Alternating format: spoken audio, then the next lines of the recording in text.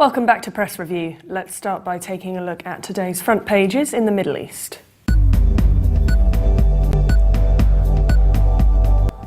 Starting in Lebanon, the Daily Star leads reporting that Maronite Cardinal Bashar Arai rules out both Lebanese forces leader Samir Jaja and Change and Reform Bloc leader MP Michel Aoun for the presidency.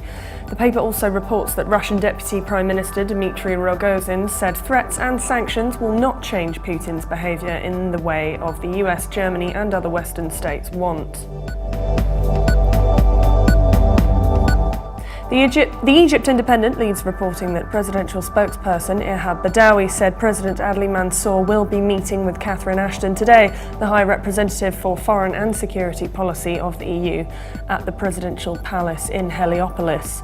The paper also reports Afghanistan's presidential election last Saturday may have suffered a significant degree of fraud, the country's Election Complaints Commission said, warning that all votes cast irregularly would be thrown out. The Jerusalem Post leads its front page reporting that the US State Department has backpedaled on Secretary of State John Kerry's comments, seemingly placing the onus on Jerusalem for the breakdown of Israeli-Palestinian peace talks, saying he was merely describing the chronology of events, not blaming Israel. The paper also reports that gaps remain between the West and Iran over its nuclear work at the conclusion of 2 days of negotiations in Vienna, but world powers are nevertheless ready to draft a comprehensive agreement on Iran's expansive nuclear program. And the UAE's Gulf News leads its front page reporting that Israeli Prime Minister Benjamin Netanyahu has ordered ministers to limit all but diplomatic and security contact with their Palestinian counterparts, an official said yesterday, a day after US Secretary of State John Kerry blamed the Israelis for derailing the process. The paper also reports that 4 suspects, including 1 woman, are in police custody following their arrest in connection with a bloody hammer attack on 3 Emirati sisters at a central London hotel. And the Saudi Gazette leads reporting that Prince Mukrin has strongly criticised Saudi commercial banks and said they are giving very little and taking much from the government and the citizens. The paper also reports that Saudi health authorities announced another death caused by MERS virus in the capital Riyadh, bringing the nationwide toll to 67. Now let's take a look at the top Middle East headlines from UK papers.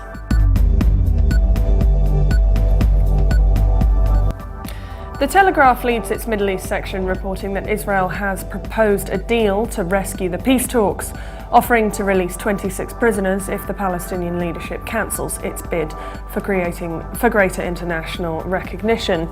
Yuval Steinitz, the Israeli Intelligence and Strategic Affairs Minister, told the Daily Telegraph that this exchange could be a way of continuing the negotiations brokered by John Kerry, the US Secretary of State.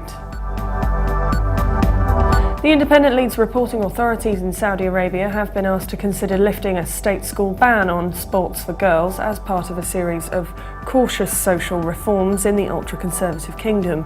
The paper says this would be under strict requirements that they should conform to Sharia rules on dress and gender segregation. And The Guardian leads its Middle East news reporting that Egyptian authorities have arrested a journalist who worked for Al Jazeera for allegedly inciting and taking part in violence.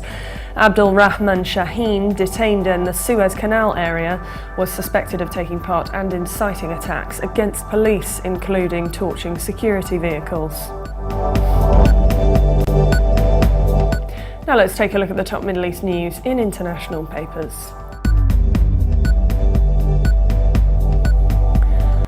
China's Global Times leads its Middle East news reporting that Palestine and Israel have indicated that they would like to find a way to go forward in peace talks, US Secretary of State John Kerry said before a meeting with visiting Israeli Foreign Minister Avigdor Lieberman.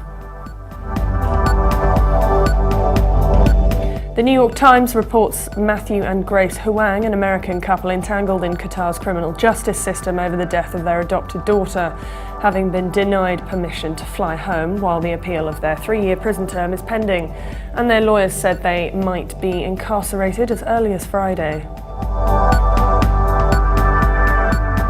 And finally, Germany's Deutsche Welle reports that talks between Iran and 6 world powers will move to the next phase in May, with officials expressing optimism on reaching a comprehensive deal that would end sanctions in exchange for curbing Tehran's nuclear program. And for more updates, please visit Levant.tv. Thanks for watching. Be sure to join us again tomorrow. Bye for now.